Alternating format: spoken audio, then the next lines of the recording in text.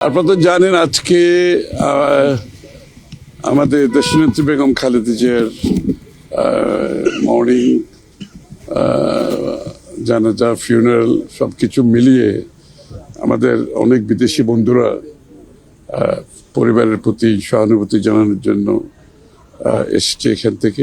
এর মধ্যে আসছে ভারতের পররাষ্ট্রমন্ত্রী আসছে, পাকিস্তানের স্পিকার আসছে, তারপরে নেপালের পররাষ্ট্রমন্ত্রী আসছে, ভুটানের পররাষ্ট্রমন্ত্রী আসছে, তারপরে মালদ্বীপের সিনিয়র এডুকেশন মিনিস্টার আসছেন, তারপরে শ্রীলঙ্কার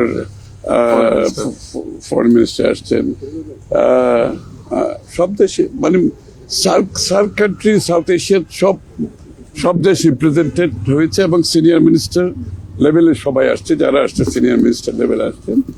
তো সুতরাং এটা আমাদের দুদিক থেকে একটা বিষয় হচ্ছে দেশনেত্রী বেগম খালেদা জিয়ার প্রতি তার যে নেতৃত্বে বাংলাদেশ একটা দেশে এবং দেশের বাইরে আমাদেরকে একটা সম্মানের জায়গায় নিয়ে গেছে এবং বাংলাদেশকে তারা যে চোখে দেখছে সেটা সাধারণ একটি দেশ হিসেবে নয়, আমরা একটা জায়গায় পৌঁছেছি এবং সেখানে বেগম খালেদা জিয়ার যে অবদান সেটা তার স্বীকৃতি হিসাবে তারা বাংলাদেশে আসছে এবং আগামীতে বাংলাদেশের সাথে এই সমস্ত দেশগুলোর সম্পর্ক সম্বন্ধে আমরা আলোচনা করেছি। তারাও যে আগামী দিনে যদি বিএনপি নির্বাচিত হয় জনগণের ভোটে, তাহলে আগামী দিনের যে কি ধরনের সম্পর্ক আমরা করতে চাই তাদের সাথে এবং আমরা তাদের ফরেন রিলেশনশিপ কি হবে তাদের সাথে এবং ব্যবসা বাণিজ্য, বিনিয়োগ, কালচার, সংস্কৃতি,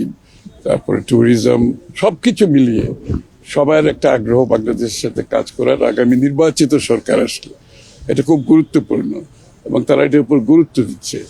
তো সুতরাং আমাদের সাউথ এশিয়ার আরেকটা বিষয় হচ্ছে, আমরা দেখেন সাউথ এশিয়া বিশ্বের মধ্যে বর্তমানে সবচেয়ে কম ইন্টিগ্রেটেড একটা রিজিয়ন। তো এই ইন্টিগ্রেশনটা আমরা কিভাবে করতে পারি আগামী দিনে?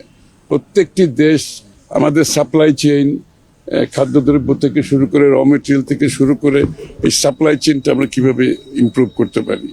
আমাদের অর্থনৈতিক উন্নয়নে একজন আরেকজনের সাথে কিভাবে সহায়ক ভূমিকা পালন করতে পারে, এই বিষয়গুলো উঠে এসেছে।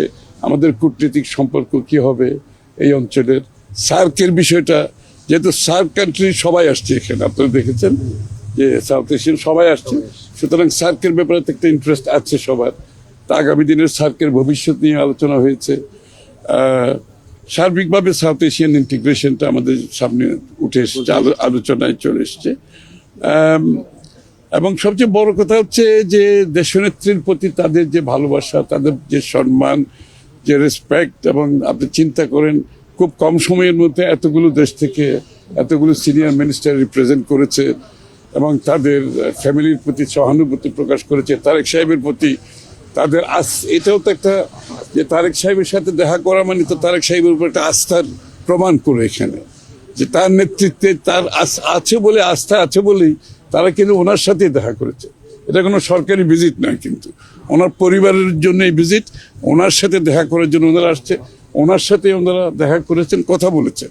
সো দিস ইজ বাংলাদেশের ইতিহাসে এটা একটা বড় ধরনের একটা এক্সাম্পল আমরা দেখেছি, যে আসলে নেতৃত্ব সৎ হলে, সাহসী হলে, গণতান্ত্রিক হলে, দেশের প্রতি ভালোবাসা থাকলে যে কত বড় একটা পরিবর্তন একটা দেশে হতে পারে, সেটার প্রমাণ আমরা দেখেছি দেশনেত্রী তিরোধানের মাধ্যমে।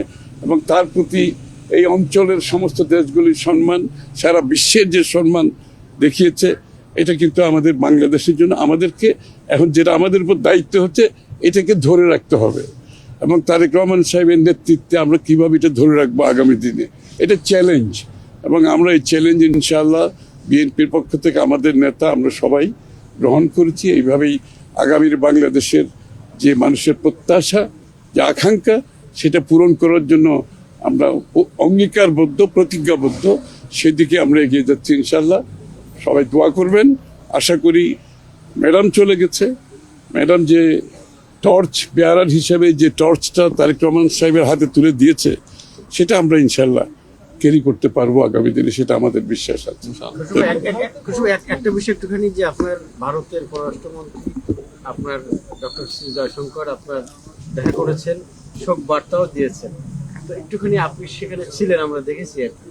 তো আপনার ওনাদের কি ধরনের বার্তা, মানুষ আসলে খুব ইন্টারেস্টেড জানতে চায় এই যে মানে 5 আগস্টের পরবর্তী যে প্রেক্ষাপট রাজনৈতিক, সেখানে আপনার আজকে যে উনি এসেছেন, শোক বার্তা দিয়েছেন নরেন্দ্র মোদী, একটু যদি আপনার মানুষের খুব জানবার আগ্রহ আছে আর কি, যে কি ধরনের বার্তা আপনার, আপনি যেটা বললেন যে সম্পর্কের যে বিষয়টি আর কি, আগামী ইলেকশন একটু যদি বলতেন, মানুষ খুব জানবার আগ্রহ আছে। এটা তো খালি ভারতের পররাষ্ট্রমন্ত্রী, আমি তো বললাম এই অঞ্চলের সব দেশ থেকে আসছে, সব দেশের প্রায় পররাষ্ট্রমন্ত্রী সবাই আসছেন, অন্য মন্ত্রীরা আসছেন। সবার বার্তা একটা হচ্ছে বাংলাদেশের সাথে আগামী দিনে একটা সুসম্পর্ক সবাই চাচ্ছে, এবং তারেক রহমান সাহেবের নেতৃত্বের প্রতি তাদের আস্থা আছে বলেই ওনারা এতদূর ট্রাভেল করে এসে ওনার সাথে দেখা করে ওনার প্রতি, পরিবারের প্রতি সহানুভূতি দিচ্ছে। এটা তো একটা এক্সাম্পল। দেশনেত্রী বেগম জিয়া, খালেদা জিয়া বাংলাদেশে কোনো ক্ষমতাই নাই, ওনার পরিবারের কেউ ক্ষমতায় নাই, বিএনপি ক্ষমতায় নাই। এরপরও সমস্ত দেশগুলো যে আস্থা রেখেছেন বিএনপির উপরে, ওনার তারেক রহমান সাহেবের নেতৃত্বে, ওনার পরিবারের প্রতি যে সম্মান দেখিয়েছেন, এটা তো বাংলাদেশের জন্য সম্মান। সুতরাং সেই সম্পর্ক শুধু ভারতের বেলায় না, সকলের বেলায় প্রযোজ্য একরকম। আমরা তো আমাদের নিজস্ব বাংলাদেশের পররাষ্ট্র নীতিতে সকলের সাথে আমাদের সম্মানের সাথে সম্পর্কের কথা বলছি। প্রত্যেকটি দেশের পরস্পর স্বার্থ সংরক্ষণের মাধ্যমে সম্পর্কের কথা বলছি। সুতরাং এর বাইরে তো কোনো দেশের সাথে হবে না, সবার সাথে একইভাবে আমাদের আগামী দিনে পররাষ্ট্রনীতি পরিচালনা করব। সকলের জন্য এটা প্রযোজ্য। Thank you.